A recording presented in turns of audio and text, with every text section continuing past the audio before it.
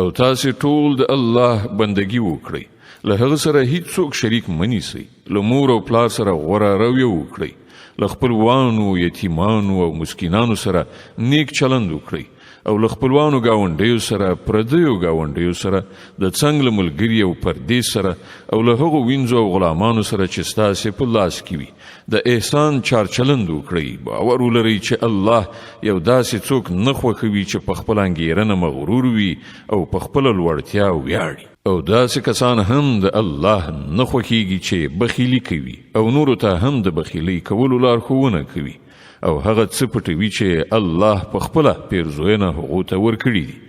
د دغه راز نعمت منکرو خلکو لپاره مونږ رسوا کوونکی عذاب تیاری کړی دی.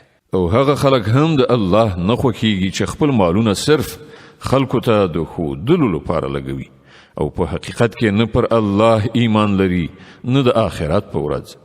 رښتیا دا ده چې شیطان چې د چا ملګری شي د هغه ډیره بده ملګرتیا په برخه شوه. پر دغه خلکو به څه بلا نازله شوې وه که دوی پر الله او د آخرت په ورځ ایمان راوړی وای، او څه چې الله ورکړي دي له هغو نه یې لګولي وای. که دوی داسې کولای نو له الله څخه د دوی د نیکۍ حالت پټ نه پاتې کیږي. الله پر هیڅ چا د یوې ذرې په اندازه هم ظلم نه کوي. څوک چې یوه نیکي وکړي الله هغه 2 چنده کوي او بیا له خپل لوري څخه ستر ثواب ور په برخه کوي.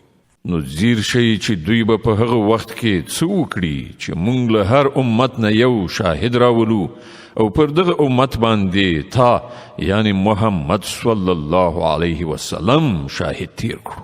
په هغه وخت کې به هغه ټول خلک چې د پیغمبر لارښوونې ونه منلې او له هغه څخه یې سرکشي وکړه، هیله وکړي چې کاشکې ځمکه وچوي او هغوی پکې ننوځي.